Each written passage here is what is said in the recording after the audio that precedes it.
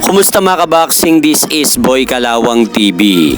So isang mabilisang balita lang po tayo mga idol. Dahil sa kakatapos lang na laban ni Gio Santissima sa bansang Japan, panalo nga po ito sa pamamagitan ng 6-round technical knockout.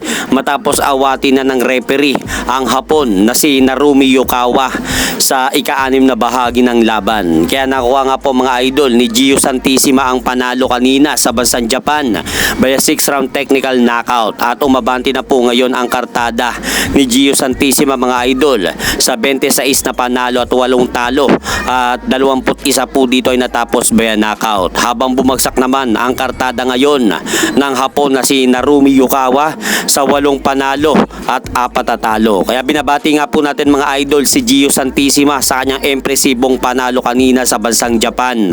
At sa kabilang balita naman po mga idol, may lumabas nga pong balita sa boxing community na photoshoot lang daw ang larawan ni Terence Crawford na kumakalat sa social media.